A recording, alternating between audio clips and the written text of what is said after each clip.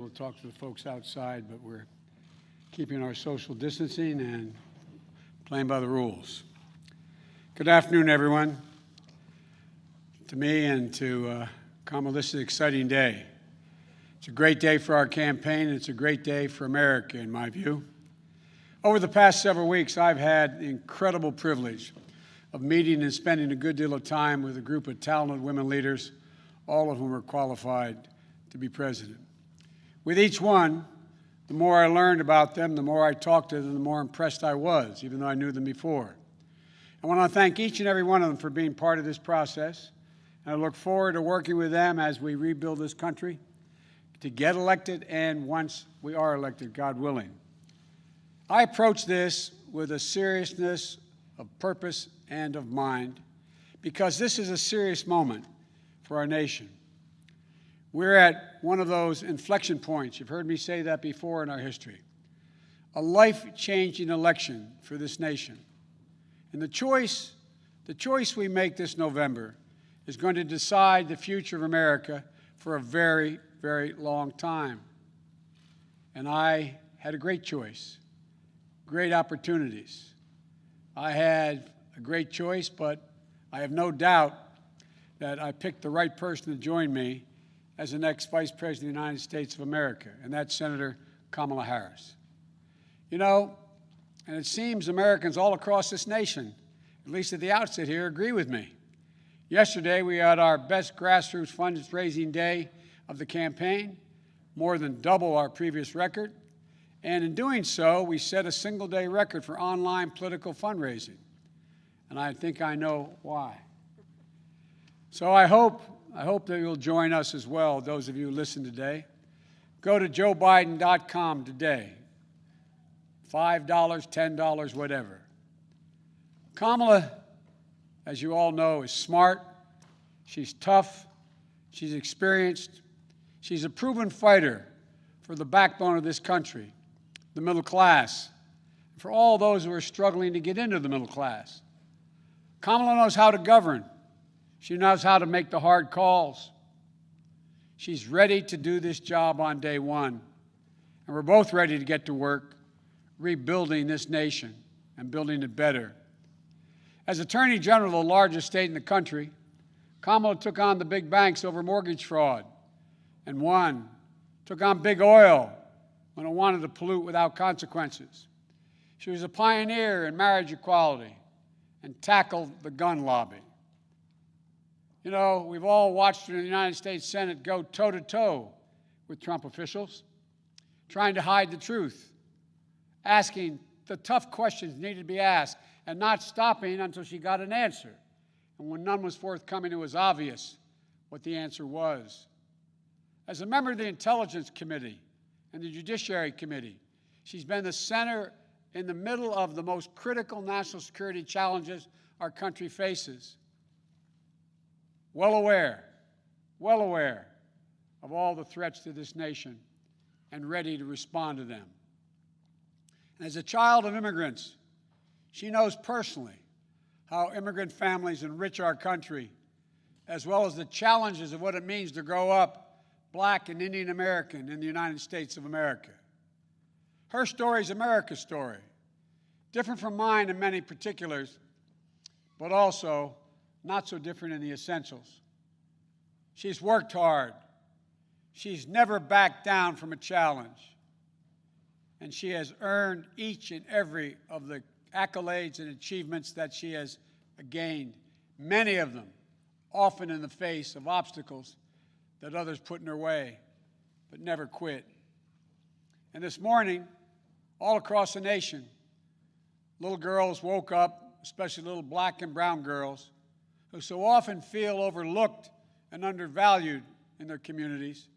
But today, just maybe, they're seeing themselves for the first time in a new way as the stuff of president and vice presidents. In her campaign in the primary, Kamala often talked about what she referred to as the 3 a.m. agenda, about moms and dads awake late at night in their kitchens, worried, scared, uncertain about how they were going to take care of their families, about how they were going to pay the bills, about how they were going to make it, simply make it. Growing up in Scranton and Claymont, Delaware, I saw that struggle with my family as well. Kamala saw it with hers as well. And millions of Americans are living that struggle as we speak, especially in this moment of crisis, especially with so many jobs lost. Kamala and I both know that all folks are looking for, as my dad would say, is an even shot. Just give me a shot, a fair shot, a shot at making it. And it'll be the work of our administration to make sure they get a fair shot. Working families need someone on their side in this nation because they certainly don't have anyone in the president now on their side. That's going to change in the Biden-Harris administration. It's going to be gratifying to see the strong, enthusiastic reaction to Senator Harris as our next vice president. You know, it comes from people all over the country. It's already occurring. All over the country. All ideological views, all backgrounds. Events, of course, we are predictable, some of them. It comes from all over, except, of course, from Donald Trump's White House and his allies. You all knew it was coming. You could have set your watches to it. Donald Trump has already started his attacks, calling Kamala, quote, nasty, whining about how she is, quote, mean to his appointees. It's no surprise, because whining is what Donald Trump does best, better than any president in American history. Is anyone surprised Donald Trump has a problem with a strong woman or strong women across the board? We know that more is to come. So let's be clear. If you're a working person, worried about whether or not you'll have a job to go to, whether or not you'll be able to pay your mortgage, pay your rent, worried about the poison in the air you breathe, the water you drink, worried about your civil rights, even your basic right to dignity, which is under attack with this administration. Kamala Harris has had your back, and now we have to have her back. She's going to stand with me in this campaign, and all of us are going to stand up for her. On January 20th, 2021, we're all going to watch Senator Harris raise her right hand and swear the oath of office as the first woman ever to serve in the second highest office in America, in this land. And then we're going to get to work fixing the mess that President Trump and Vice President Pence have created, both at home and abroad, through 4 years of mismanagement and coddling of terrorists and thugs around the world. Not only will America dig itself out of this hole they put us in, we're going to build back, and we're going to build back better. We have a public health crisis while he's in court trying to do away with health care. With more than 5 million reported infections, 165,000 people dead and climbing as a consequence of COVID-19. And still, months later, no real leadership or plan from the President of the United States how to get this pandemic under control. No real help for the states and local governments trying to fill the vacuum of leadership from the White House. No real help for children and educators, for small businesses and frontline workers they're ones holding our country together.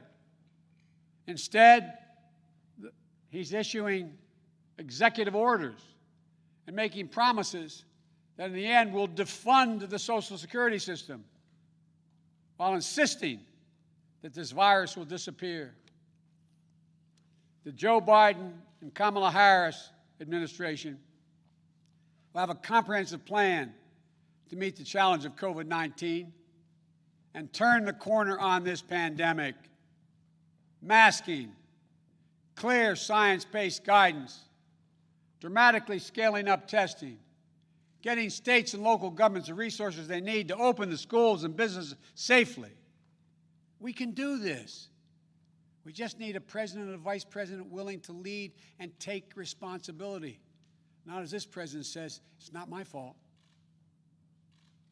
The governor should thank me more. As that old saying goes, give me a break. We have an economic crisis with more than 16 million Americans. 16 million still out of work. Donald Trump is on track to break another record. On track to leave office with the worst jobs record of any American president in modern history. But instead of doing the hard work of meeting face-to-face with congressional leaders, Democrats and Republicans in the White House, like every other president has done in a crisis, to get Americans the relief they need and deserve, Donald Trump is on the golf course. If I told you this 3 years ago, you'd look at me like I was being crazy. He hasn't even met with the leadership. He doesn't have time, it appears. We have a climate crisis that Donald Trump refuses to even acknowledge. When he thinks about climate change, all we hear is the word hoax. The Biden-Harris administration is going to meet the climate crisis, protect the health of the American public. And along the way, we're going to deliver one word: jobs. Good paying jobs. We have a racial justice crisis.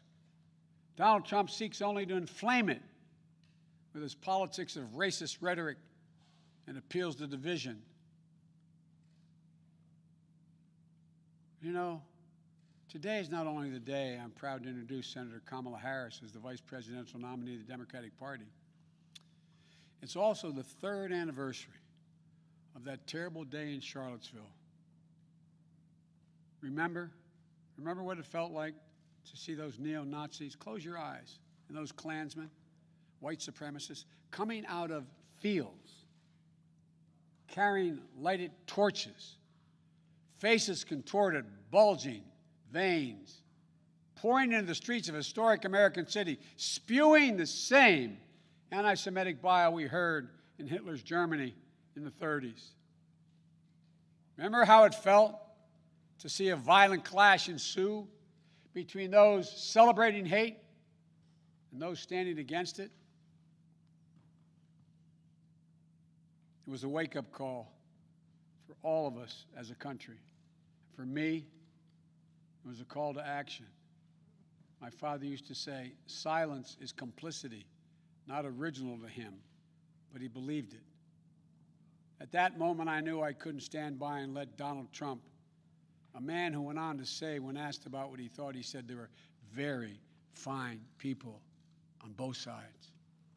Quote, very fine people on both sides. No president of the United States of America has ever said anything like that. See him continue to attack everything that makes America, America. I knew we were in the battle for the soul of the nation. That's when I decided to run. And I'm proud now to have Senator Harris at my side in that battle because she shares it with the same intensity I do. For she's someone who knows what's at stake. The question is, for all Americans to answer, who are we as a nation? What do we stand for? And most importantly, what do we want to be?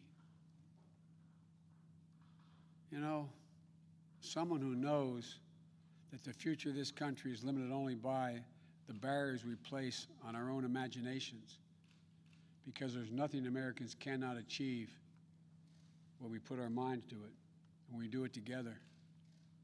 One of the reasons I chose Kamala is because we both believe that we can define America simply in one word: possibilities. Possibilities. Let me say it again. Possibilities. That's America. That's what sets this nation apart. Is that everyone, the ability for everyone, and we mean everyone, to go as far and dream as big as hard work and their God-given ability will take them.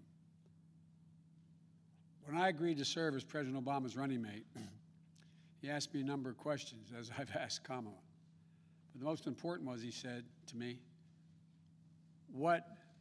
he asked me what I wanted, most importantly.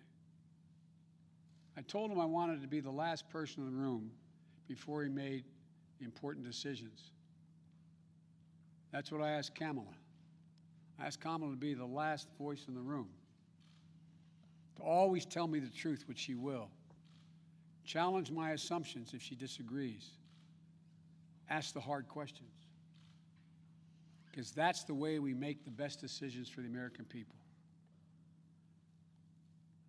I got a chance to spend some time at my home today with Kamala and Doug.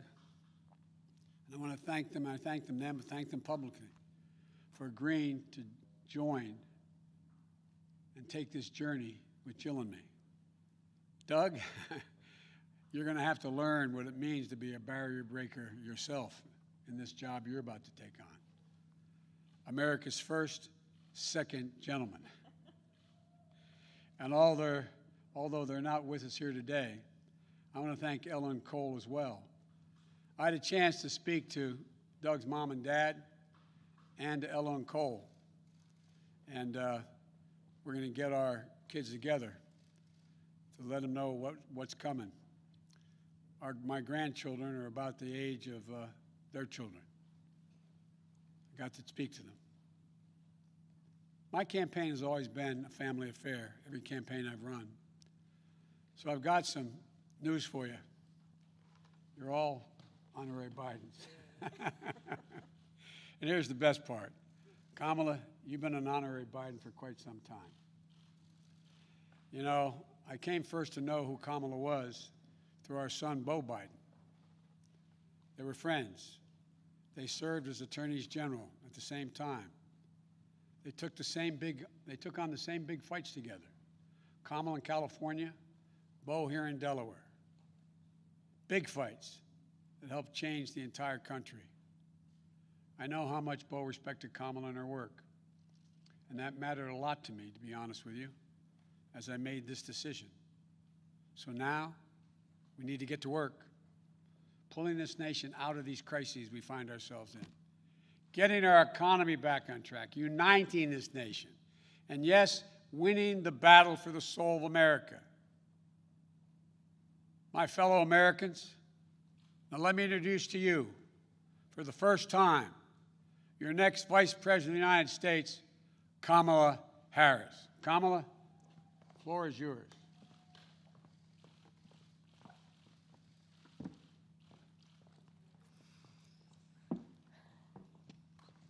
What do you want? Here you go. Thank you, Joe. Thank you. Thank you, Joe. As I said, Joe, when you called me, I am incredibly honored by this responsibility, and I'm ready to get to work. I am ready to get to work.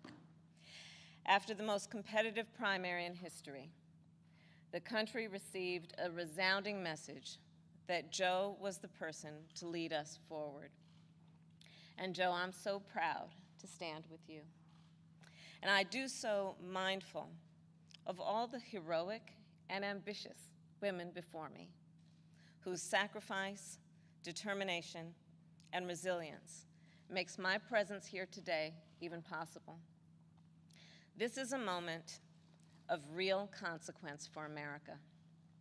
Everything we care about, our economy, our health, our children, the kind of country we live in, it's all on the line.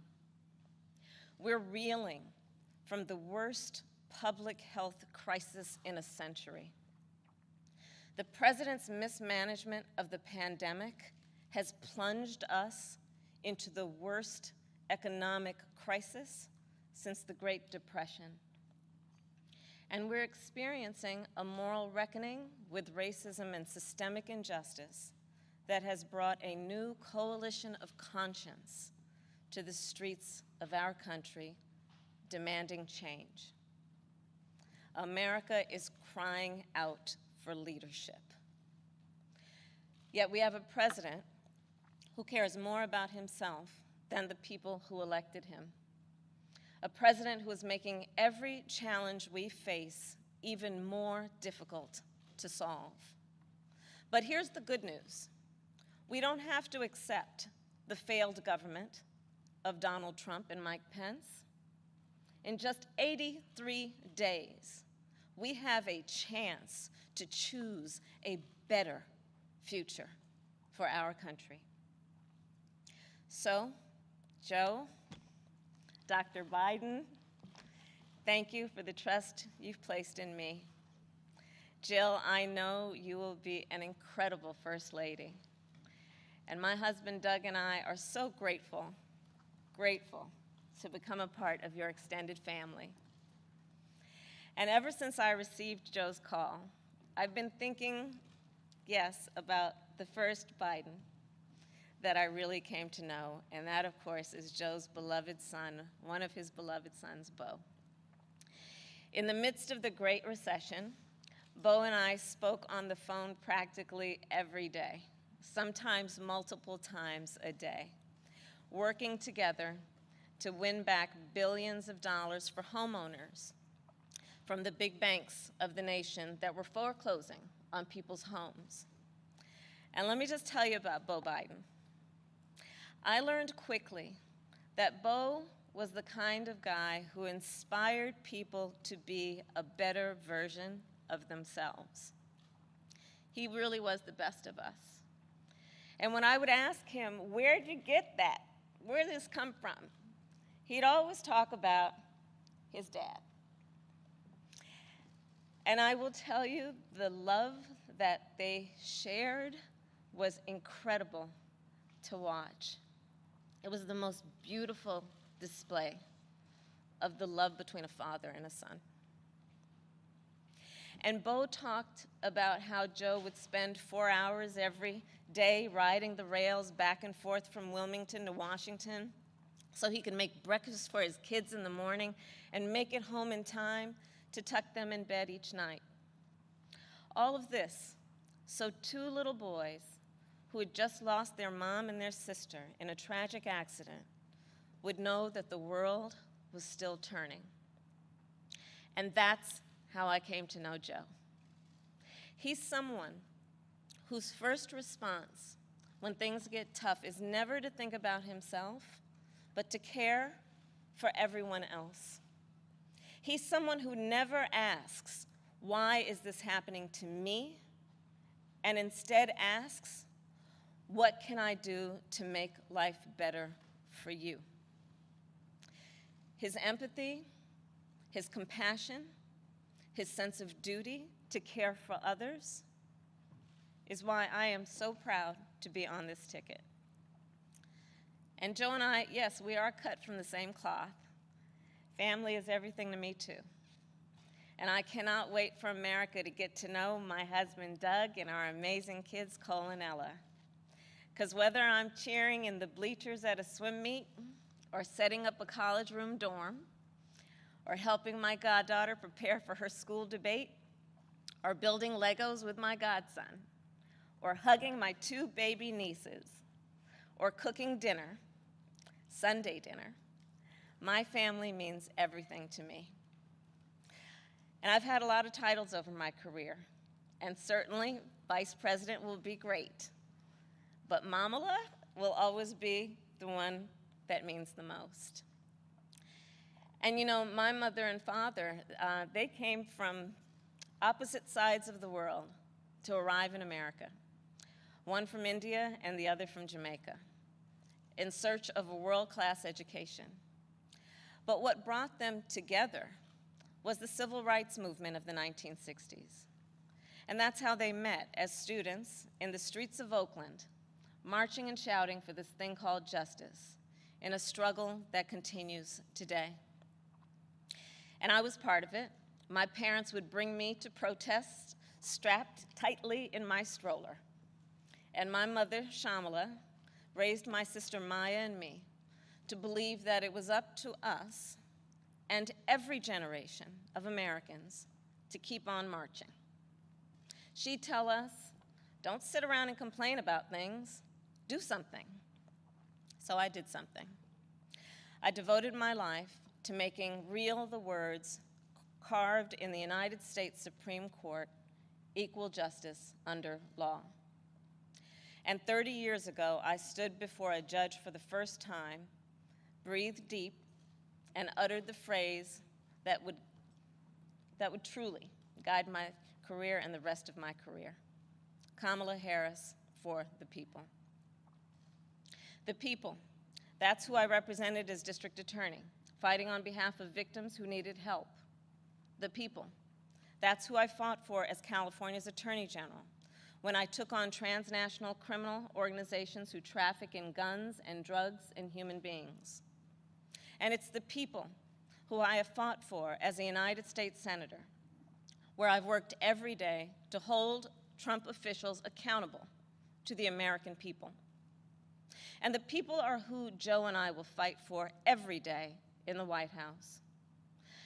And let me tell you, as somebody who has presented my fair share of arguments in court, the case against Donald Trump and Mike Pence is open and shut. Just look where they've gotten us. More than 16 million out of work. Millions of kids who cannot go back to school. A crisis of poverty, of homelessness, afflicting Black, brown, and indigenous people the most. A crisis of hunger, afflicting 1 in 5 mothers who have children that are hungry. And tragically, more than 165,000 lives that have been cut short. Many with loved ones who never got the chance to say goodbye. It didn't have to be this way. 6 years ago, in fact, we had a different health crisis. It was called Ebola. And we all remember that pandemic. But you know what happened then? Barack Obama and Joe Biden did their job. Only 2 people in the United States died. 2. That is what's called leadership. But compare that to the moment we find ourselves in now. When other countries are following the science, Trump pushed miracle cures he saw on Fox News. While other countries were flattening the curve, he said the virus would just, poof, go away. Quote, like a miracle. So when other countries opened back up for business, what did we do? We had to shut down again. This virus has impacted almost every country. But there's a reason it has hit America worse than any other advanced nation. It's because of Trump's failure to take it seriously from the start. His refusal to get testing up and running. His flip-flopping on social distancing and wearing masks. His delusional belief that he knows better than the experts. All of that is reason, and the reason that an American dies of COVID-19 every 80 seconds. It's why countless businesses have had to shut their doors for good. It's why there is complete chaos over when and how to reopen our schools. Mothers and fathers are confused and uncertain and angry about childcare and the safety of their kids at school, whether they'll be in danger if they go or fall behind if they don't. Trump is also the reason millions of Americans are now unemployed. He inherited the longest economic expansion in history from Barack Obama and Joe Biden. And then, like everything else he inherited, he ran it straight into the ground. Because of Trump's failures of leadership, our economy has taken one of the biggest hits out of all the major industrialized nations, with an unemployment rate that has tripled as of today. This is what happens when we elect a guy who just isn't up for the job, our country ends up in tatters, and so does our reputation around the world. But let's be clear, this election isn't just about defeating Donald Trump or Mike Pence. It's about building this country back better. And that's exactly what Joe and I will do. We'll create millions of jobs and fight climate change through a clean energy revolution. Bring back critical supply chains so the future is made in America. Build on the Affordable Care Act so everyone has the peace of mind that comes with health insurance. And finally, offer caregivers the dignity, the respect, and the pay they deserve. We'll protect a woman's right to make her own decisions about her own body, root out systemic racism in our justice system, and pass a new Voting Rights Act, a John Lewis Voting Rights Act, that will ensure every voice is heard and every voice is counted. The civil rights struggle is nothing new to Joe. It's why he got into public service. It's why he helped reauthorize the Voting Rights Act and restore unemployment discrimination and employment discrimination laws. And today, he takes his place in the ongoing story of America's march toward equality and justice as the only who has served alongside the first Black president and has chosen the first Black woman as his running mate. But as Joe always points out, this election is about more than politics. It's about who we are as a country. And I'll admit, over the past 4 years, there have been moments when I have truly worried about our future. But whenever I think that there is a reason for doubt, whenever I've had my own doubts, I think of you, the American people, the doctors and nurses and frontline workers who are risking your lives to save others, the truck drivers and the workers in grocery stores, in factories, in farms, working there, putting your own safety on the line to help us get through this pandemic, the women and students taking to the streets in unprecedented numbers, the dreamers and immigrants who know that families belong together, the LGBTQ Americans who know that love is love, people of every age and color and creed who are finally declaring in one voice that yes, Black lives matter. All across this country, a whole new generation of children is growing up hearing the cries for justice and the chants of hope on which I was raised, some strapped into strollers of their own. And trust me, it's a song you'll never forget. So to everyone keeping up the fight, you are doing something. You are doing something great. You are the heroes of our time. And you are the reason I know we are going to bring our country closer to realizing its great promise. But to do it, we'll need to work, organize, and vote like never before, because we need more than a victory on November 3rd. We need a mandate that proves that the past few years do not represent who we are or who we aspire to be. Joe likes to say that character is on the ballot, and it's true. When he saw what happened in Charlottesville 3 years ago today, he knew we were in a battle for the soul of our nation. And together with your help, that's a battle we will win. Earlier this year, I said I'd do whatever Joe asked me to do. And so now I'm asking you to do the same. So visit joebiden.com to get involved in this campaign and vote, because electing Joe Biden is just the start of the work ahead of us. And I couldn't be prouder to be by his side, running to represent you, the people. Thank you, and may God bless the United States of America. Thank you.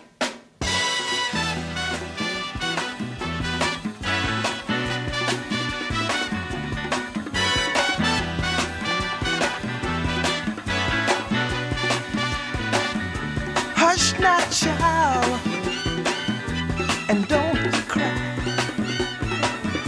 Your folks might understand you by and by.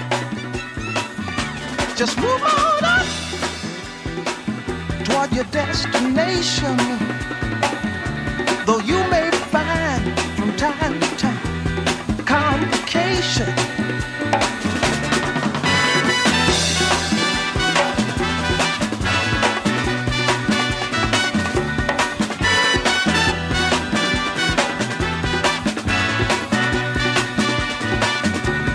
Bite your lip and take the trip. Though there may be wet road ahead and you cannot slip, just move on up for peace you'll find.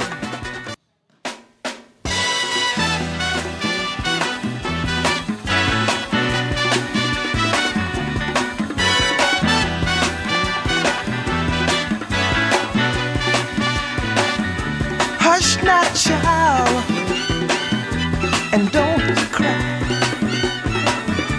Your folks might understand you by and by. Just move on up toward your destination, though you may find from time to